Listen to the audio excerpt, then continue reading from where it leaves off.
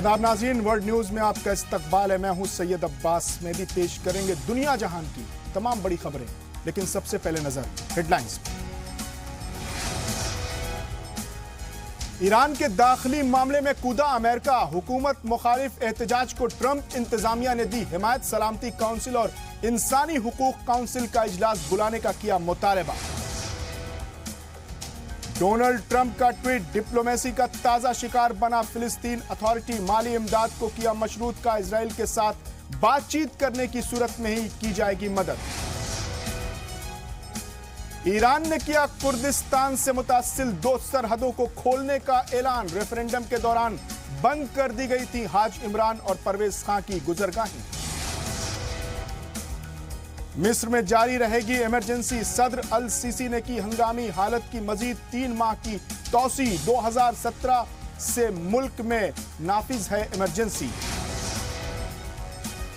और अरब ममालिक भी नहीं रहे टैक्स फ्री। सऊदी अरब और मुत्तहदा अरब अमीरात में नाफिज हुआ टैक्स का नया निजाम। कपड़े, इलेक्ट्रॉनिक और खाने पीने की चीजों पर देना होगा 5% वैट। और अब देखते हैं आलमी खबरें तफसील से। ईरान में एहतजाज हो रहे हैं, लोग सड़कों पर हैं, तशद्दुद बढ़ता जा रहा है। वजह महंगाई, बेरोजगारी और करप्शन है। लेकिन हैरत की बात यह है कि महंगाई के खिलाफ सड़कों पर उतरी अवाम आयतुल्लाहों के खिलाफ नारे लगा रही है। सरकार में मौलवी की मदाखलत कम करने के मुतालबात कर रही है। पूरा मामला क्या है, देखते हैं इस रिपोर्ट में। ईरान में भारी उथल पुथल मचा हुआ है। मुजाहिरीन ने तेहरान समेत आधे दर्जन से ज्यादा शहरों की सड़कों पर कब्जा कर लिया है। मशहद में पिछले जुमरात को अचानक भड़के तशद्दुद में अब तक 2 सिक्योरिटी अहलकार समेत तकरीबन 2 दर्जन लोगों की जान चली गई है। नाराज मुजाहिरीन ने पुलिस स्टेशनों और आर्मी हेडक्वार्टर तक पर हमला करने की कोशिश की। गुस्साई भीड़ की जानिब से इल्मी हौजों, सदर हसन रूहानी और ईरान के सुप्रीम लीडर आयतुल्ला अली खामेनाई के खिलाफ नारेबाजी की भी खबरें मौसूल हो रही हैं।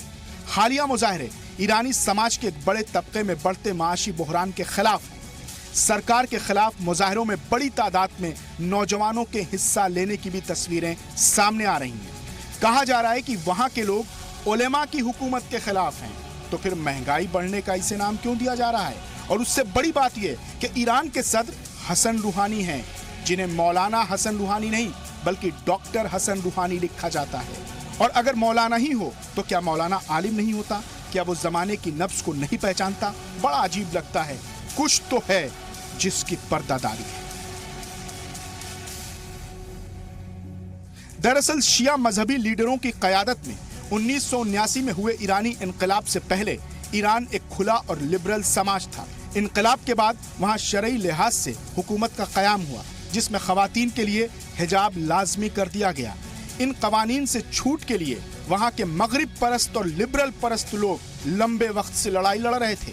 2009 में भी ईरान में एक बड़ा सरकार मुखालिफ एहतजाज हुआ था। हजारों लोग उस वक्त के सदर अहमदीनेजाद के खिलाफ सड़कों पर उतर आए थे। हालांकि तब सरकार ने सख्ती के साथ उस एहतजाज को कुचल दिया था। हसन रूहानी लिबरल हैं और वो इन्हीं वादों के साथ दूसरी बार हुकूमत में आए हैं। रूहानी ने ईरानियों से ये वादा करते हुए अमेरिका के साथ न्यूक्लियर समझौता किया था कि एक बार जब अमेरिका हुकूमत ईरान के खिलाफ अपनी माशी पाबंदी हटा लेगी तो उनकी इक्तिसादी कठिनाइयां कम हो जाएंगी। वो समझौता हो गया और अमेरिकी हुकूमत ने पाबंदी में राहत दी, लेकिन ईरानी मईशत में कोई खास बदलाव नहीं हुआ। और ये माना जा रहा है कि इसी बात की नाराजगी ने रूहानी की क़यादत वाली ईरान सरकार के साथ साथ ईरान को कंट्रोल करने वाली मजहबी क़यादत के खिलाफ लोगों के गुस्से को भड़का दिया। और ये भी मालूम रहे कि मुजाहरे के खिलाफ और आयतुल्ला खामेनाई की हिमायत में उससे भी ज्यादा लोग कुम और मशहद की सड़कों पर नजर आ रहे हैं। ये तो वो हालात थे जो हमने बताए, जो दुनिया के सामने नजर आ रहे हैं, लेकिन इसके पसे पर्दा भी खेल खेला जा रहा है। जाहिर है कि ईरान के दुश्मन सिर्फ ईरान के बाहर ही नहीं, अंदरूने मुल्क भी हैं, जो ईरान की गलियों में भड़क रही इस आग में घी डालने का काम जरूर कर रहे होंगे। मजहबी क़यादत को हुकूमत से बेदखल करने के लिए दुश्मन चोरी छिपे या खुल्लम खुल्ला सब कुछ करेगा। इजराइल और सऊदी अरब भी तेहरान के मुखालिफ हैं, जो खुले तौर पर मशरिक़ वुस्ता के मामलों में मदाखलत करते हैं। कहा जाता है कि ईरान तेजी से अपनी ताकत खित्ते में बढ़ाने में पूरी तरह से कामयाब हो गया है। यह भी माना जा रहा है कि फारस की खाड़ी में बैठा ईरान 3 अरब मुल्कों की राजधानियों को कंट्रोल करता है, जिनमें बगदाद, दमिश्क और बेरूत का नाम शामिल है। साथ ही साथ ये यमन के हौसियों की हिमायत करता है। अमेरिका, सऊदी अरब और इजराइल तीनों को अरब दुनिया में ईरान की बढ़ती बालादस्ती कभी भी किसी भी कीमत पर मंजूर नहीं होगी। लिहाजा ऐसी सूरत हाल में ईरान को न सिर्फ सड़कों पर हो रहे एहतजाज पर नजर रखनी होगी, बल्कि उन बैरूनी ताकतों से भी होशियार रहना होगा जो चाहते हैं कि ईरान की सरकार अरब मामलों में दखल देने के बजाय दाखिली मामलों में बुरी तरह उलझी रहे। इसके लिए वो कुछ भी कर सकते हैं। इससे सरकार मुखालिफ मुजाहिरों में हो सकता है आने वाले दिनों में और तेजी आ जाए। ब्यूरो रिपोर्ट के साथ सैयद अब्बास मेहदी, जी सलाम। और ईरान में हुकूमत मुखालिफ रैली और एहतजाज में अमेरिकी दिलचस्पी मजीद बढ़ती जा रही है। जहां अमेरिकी सदर डोनाल्ड ट्रंप ट्वीट के जरिए ईरानी अवाम की हौसला अफजाई कर रहे हैं, वहीं अक़वाम मुत्तहिदा में अमेरिकी सफीर ने तहरीक के हवाले से सलामती काउंसिल और इंसानी हुकूक काउंसिल का हंगामी इजलास बुलाने का मुतालबा किया है।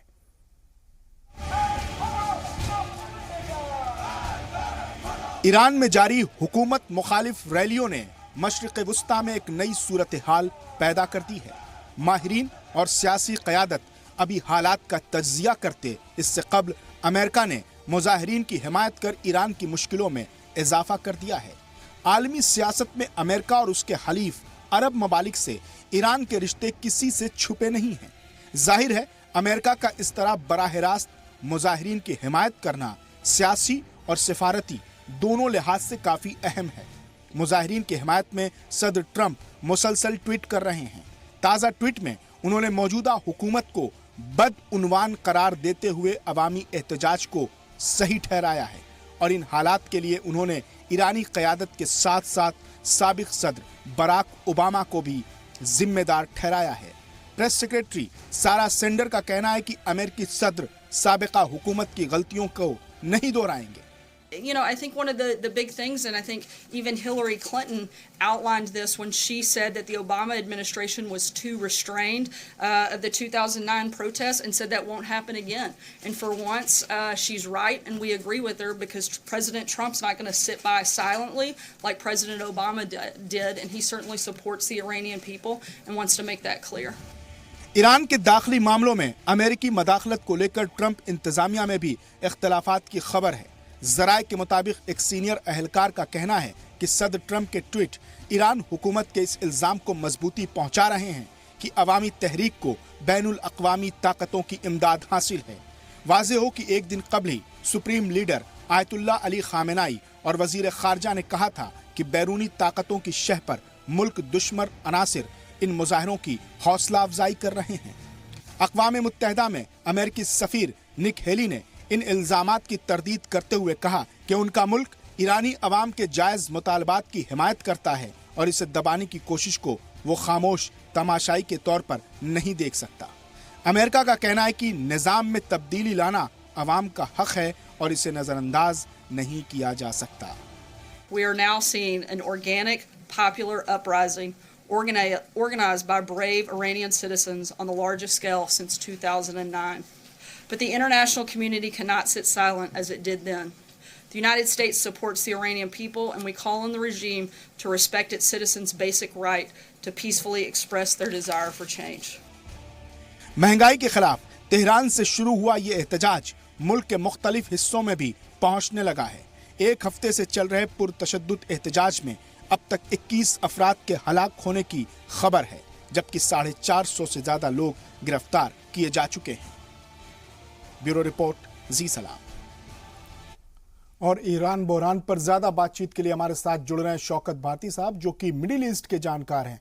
शौकत साहब, आपको क्या लगता है, जिस तरह से ईरान से तस्वीरें आ रही हैं, जिस तरह से वहां पर एहतजाज हो रहे हैं, मुजाहरे हो रहे हैं और एहतजाज ने तशद्दुद की शक्ल अख्तियार कर ली है, तो उन लोगों की जो मुतालबात हैं, जो मांग है मुजाहिरीन की, बेरोजगारी है, महंगाई है और मुदाखलत है हुकूमत में ज्यादा से ज्यादा मजहबी क़यादत की।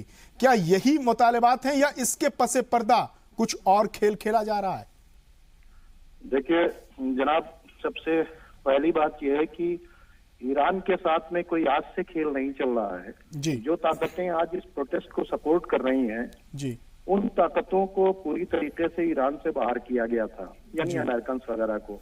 जी दूसरी बात, एक ग्रेटर इजराइल का गेम चल रहा है जी जिसके खिलाफ ईरान की एक बेसिक लड़ाई थी जिसमें कहा था कि एक एक बाल्टी पानी अगर डाल दो तो फिलिस्तीन बह जाएगा। तो जी। फिलिस्तीन इशू को इंटरनेशनल लेवल पर खुमैनी साहब ने जब उठाया था जी तब से ईरान और क्या नाम है ईरान के खिलाफ अमेरिकन साजिशें चल रही हैं। जी अभी आप इसको यहाँ पर देख लीजिए कि 2006 में ये जो ग्रेटर इजराइल का गेम था जी इसको खत्म करने के लिए इन्होंने वहां के ऊपर हमास और हिजबुल्लाह को टच किया। जी उस वक्त जो सीरिया से सप्लाई लाइन थी जी। जिसको पूरी पूरी मदद मिली थी हिजबुल्लाह को, और 34 दिन की जंग में जी। इसराइल वहां के ऊपर डैमेज हो गया था। जी तो सारा गेम जो था ग्रेटर इजराइल का वो खत्म हो शौकत रहा साहब, है। यहाँ बात ग्रेटर इजराइल की नहीं है। अमेरिका तो ये कह रहा है कि ये ईरान के अवाम का मामला है। अमेरिका ने कहा कि हम ईरान के अवाम के जज्बात की कद्र करते हैं, जबकि उसका ये साफ कहना है कि हमारी कोई शय नहीं है। एक बात ये बताएं, एक बात जी। मैं से पूछना चाहता हूं कि ये जो बात किया जा रहा है ये जानबूझकर इंटेंशनली ईरान के अंदर एक ऐसा रिफ्ट कराया जा रहा है जी। कि इस वक्त देखिए महंगाई का बढ़ना ईरान के अंदर बिल्कुल क्या नाम है स्वाभाविक है कि महंगाई बढ़ेगी। उसकी जी। वजह क्या है? जी। उसकी वजह यह है कि ईरान आईएसआईएस से लड़ रहा है इराक के अंदर, जी। ईरान आईएसआईएस से लड़ रहा है सीरिया के अंदर, जी। ईरान लेबनान के बॉर्डर पर आईएसआईएस से लड़ रहा है। तो आज अमेरिका, सऊदी अरब और इसराइल का जो एजेंडा था आईएसआईएस को प्रमोट करने का वो वहां के ऊपर खत्म हो गया। जी अगर एक आदमी आईएसआईएस से लड़ रहा है जी। तो इसके मतलब वहां के ऊपर खर्च बढ़ रहे हैं उनके मुल्क के अंदर। जी। अब जब मुल्क के अंदर खर्च इस तरह से अगर देखा जाए तो ईरान एक कंट्री नहीं चला रहा, जी। तीन कंट्रीज को सपोर्ट कर रहा है। क्यों? क्योंकि ये टेररिज्म उसके बॉर्डर में न दाखिल हो जाए। जी। तो आज दुनिया वालों के ऊपर ईरान का बहुत बड़ा एहसान है कि वो आईएसआईएस जिससे पूरी दुनिया परेशान है जी। उससे ईरान लड़ रहा है, और जी। उस आईएसआईएस के कमांडर्स को एयरलिफ्ट करके ले जा रहे हैं अमेरिकन। तो सवाल ये पैदा होता है, ईरान में महंगाई बढ़वा कौन रहा है? ईरान पे खर्च लद कहां से रहे हैं? इसलिए कि उसका बॉर्डर खतरे के अंदर है, उसकी जिम्मेदारी है कि उसको सेफ करे।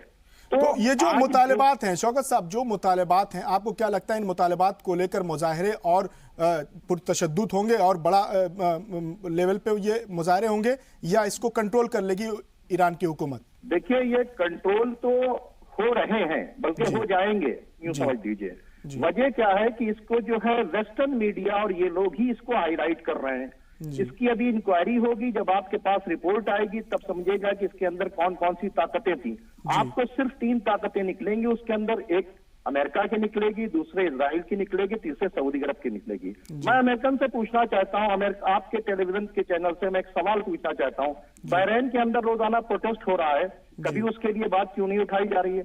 सऊदी अरब के अंदर इवन जो है प्रिंस को सारे राजकुमारों को उठाकर कैद कर दिया गया, सारे जुल्म हो रहे हैं, उसके बावजूद सऊदी अरब वहां के ऊपर नहीं बोल रहा है। लेकिन अब शौकत साहब, लोगों का कहना यह है कि ईरान बड़ा ही पीसफुल मुल्क है। उस मुल्क में जिसने एक आइडियल निजाम दिया है, उस मुल्क के अवाम इतना परेशान है, इसलिए वो मंजर आम पर सामने आ गया। ऐसा नहीं है, ऐसा नहीं है। मैंने कई बार विजिट किया है ईरान की, ठीक है, वहां इस तरह के मामलात नहीं है जिस तरह से दिखाए जा रहे हैं। और कुछ ना कुछ तो असर पड़ेगा महंगाई का। जब आपको एक के बजाय 10 जगह के खर्च उठाने चले पड़ेंगे तो आपके साथ महंगाई आएगी। महंगाई हो रही है, उस पर वो लोग कंट्रोल कर रहे हैं, लेकिन महंगाई से ज्यादा उन ताकतों पर कंट्रोल करना जरूरी है जो आपकी पार्लियामेंट के अंदर घुसने के बाद ईरान को ही खत्म करना चाहते हैं। तो क्या जो लोग भाई ईरान की पार्लियामेंट के ऊपर आईएसआईएस का हमला और सऊदी अरब के जरिए। शौकत साहब, एक आखिरी सवाल, चूंकि वक्त की पाबंदी है, अगर इस तशद्दुद ने, इस मुजाहरे ने, इस एहतजाज ने बड़ी शक्ल अख्तियार की तो मशरिक वुस्ता के हालात कैसे होंगे, तस्वीर कैसी होगी, कम अल्फाज में? देखिए ऐसा है कि ये जो बातें हैं ये होंगी नहीं, ये समझ लीजिए। इस पे अगर ऐसे ही हम बात करें तो बात अलग है, जी। लेकिन वो ईरान जो सीरिया और इराक की इतनी खराब पोजीशन को कंट्रोल कर सकता है, वो अपने यहाँ की महंगाई की इश्यू पर बोलने वाली पब्लिक को क्या कंट्रोल नहीं कर सकता? लेकिन 22 लोग मारे जा चुके, 2 दर्जन से ज्यादा लोग मारे जा चुके हैं शौकत साहब। अभी तो ये होगा कि जब ईरान के साइंटिस्ट को ईरान के अंदर इजरायली एजेंट्स मार सकते हैं, जबकि साइंटिस्ट की कितनी तो भीड़ के अंदर किसी के एजेंट्स अगर किसी को कत्ल कर रहे हैं, अभी तो ये तय होगा कि किसकी बुलेट से मारे गए लोग, ये भी तो देखना होगा ना। चलिए, बहुत बहुत शुक्रिया शौकत साहब हमसे बात करने के लिए और तमाम तफसीलात पर रोशनी डालने के लिए। यहां वक्त हो गया एक मुख्तसर से वक्फे का, लेकिन वक्फे के बाद भी वर्ल्ड न्यूज जारी रहेगा।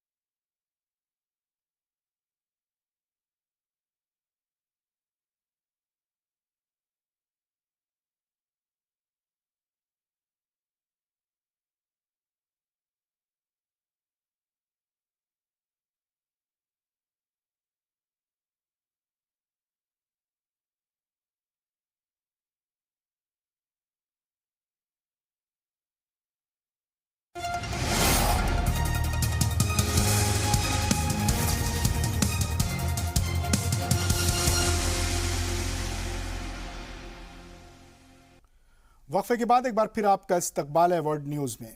शुमाली कोरिया, ईरान और पाकिस्तान के बाद अब अमेरिकी सदर डोनाल्ड ट्रंप ने फिलिस्तीन अथॉरिटी की इमदाद बंद करने की धमकी दी है। उनका कहना है कि अगर इजराइल के साथ अमन मुज़ाकरात में शामिल नहीं होता तो उसे दी जाने वाली इमदाद रोक दी जाएगी।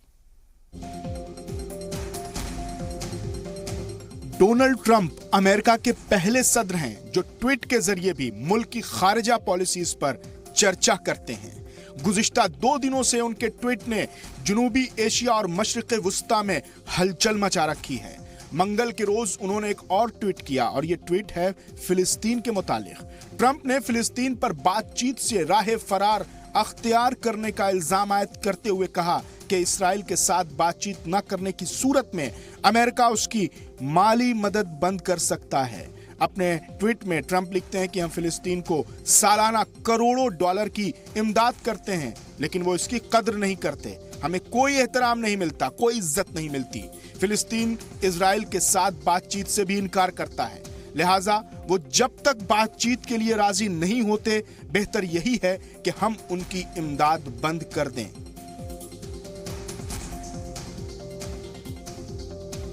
अक़वाम मुत्तहिदा में अमेरिकी सफीर निक हेली ने सदर ट्रंप के मौक़िफ़ का दिफा करते हुए कहा कि इजाफी मदद देने से कबल इजराइल और फिलिस्तीन के माबैन बातचीत को यकीनी बनाया जाएगा।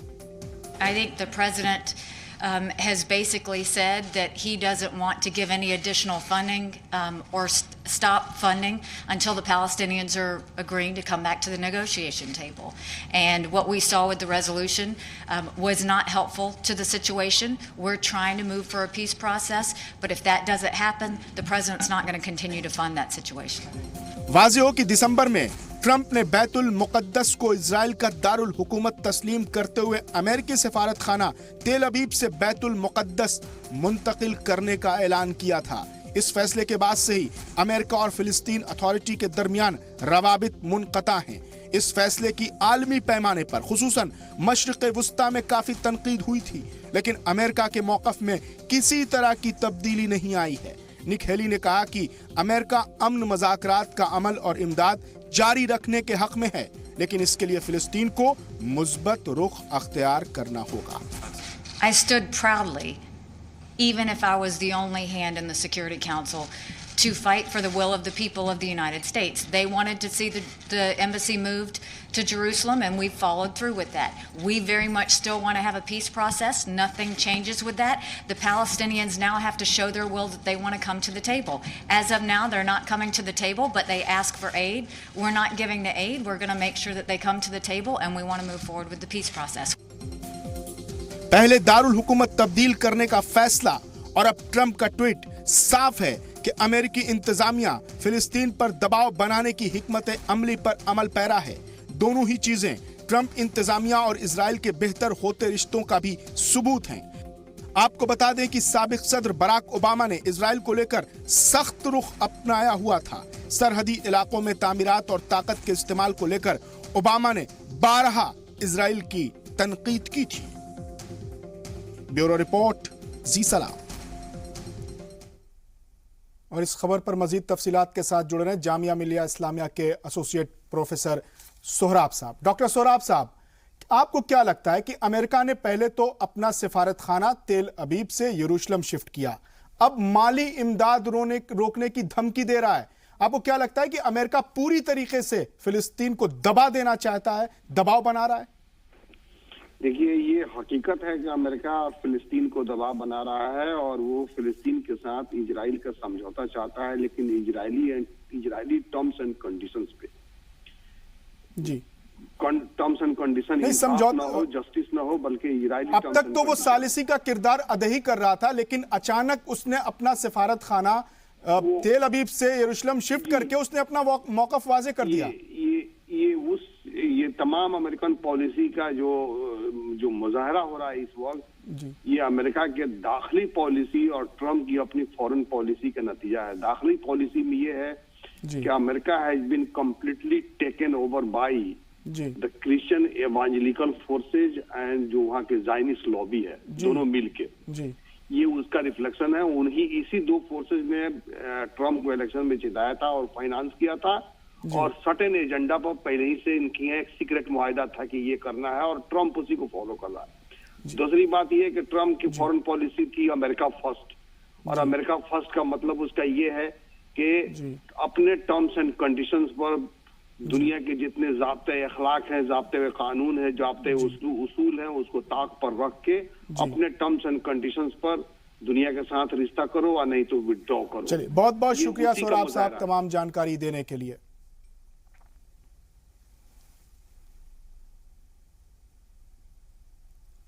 यहां वक्त हो गया एक मुख्तसर से वक्फे का, लेकिन वक्फे के बाद भी वर्ल्ड न्यूज जारी।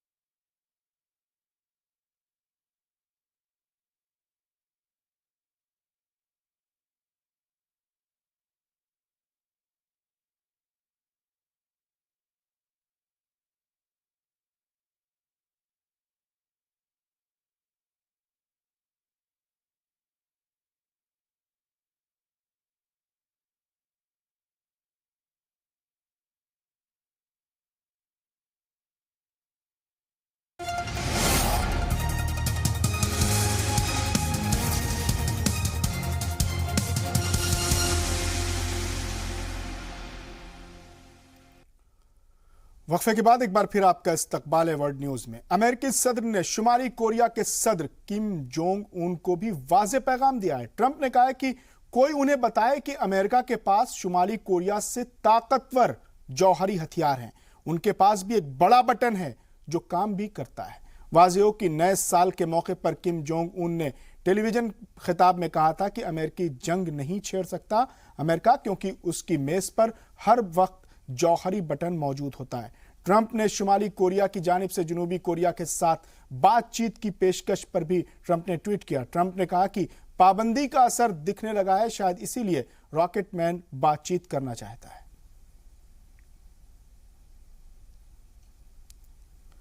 अमेरिकी सदर डोनाल्ड ट्रंप की इमदाद रोके जाने की धमकी से पाकिस्तान में हड़कंप मचा हुआ है। शिद्दत पसंद तंजीमों के खिलाफ कार्रवाइयां तेज हो गई हैं। मजहबी और सियासी जमातों ने ट्रंप के साथ साथ हुकूमत के खिलाफ भी महाज खोल दिया है। तहरीक इंसाफ पार्टी के सदर और साबिक क्रिकेटर इमरान खान ने अमेरिकी सदर डोनाल्ड ट्रंप की तनकीद करते हुए कहा कि अमेरिकी सदर को इलाकाई सियासत की समझ नहीं है। ट्रंप को कोई समझ ही नहीं है कि ये जो सारी अफगानिस्तान के अंदर जंग हुई और जो पाकिस्तान में तबाही हुई, उसको ना लगता है कि उसको कोई बैकग्राउंड की इसकी नॉलेज है नहीं इसके पास, और इसको लगता है कि इसको ब्रीफ उन्होंने किया है जो कि पाकिस्तान के दुश्मन है। एक वक्त में 1.5 लाख नेटो के फौजी थे अफगानिस्तान में, 2 लाख से ऊपर अफगान फौज, और ये कहने की कोशिश कर रहा है ट्रंप के ये इसलिए 16 साल में इसलिए नहीं जीते क्योंकि पाकिस्तान से इमदाद चंद हजार लोगों की आ रही थी। ये कोई भी मानने के लिए तैयार नहीं जो कि हकायक जानता है। इस मुल्क ने कुर्बानियां भी दी अमेरिका की जंग पे, नुकसान भी मुल्क का कराया, कबायली इलाके में तबाही मचवाई, और उसके बाद हमें फिर ये जलील किया जा रहा है। ईरान ने इराक के सूबे कुर्दिस्तान से मुतासिल 2 सरहदें खोल दी हैं। कुर्दिस्तान से सटी हाज इमरान और परवेज खान गुजरगाहें चंद माह कबल आजादी के रेफरेंडम के दौरान बंद कर दी गई थीं। कुर्दिस्तान में कायम ईरानी काउंसिल खाने ने बयान जारी कर इसकी इत्तला देते हुए कहा कि बीरान शहर की तम्र जीन और कसर शीरीन की परवेज खान गुजरगाह को जल्द खोल देगा। आपको बता दें कि इससे कबल वजारत खारजा ने भी गुज़िश्ता माह बंद सरहदों को खोले जाने की बात कही थी।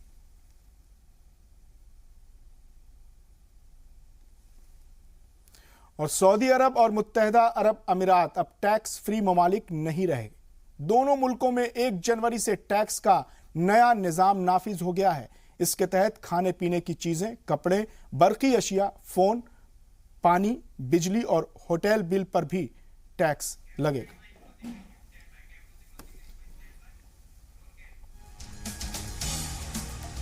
तो वर्ल्ड न्यूज में आज के लिए बस इतना ही। मुझे दीजिए इजाजत। आप बने रहिए जी सलाम के साथ।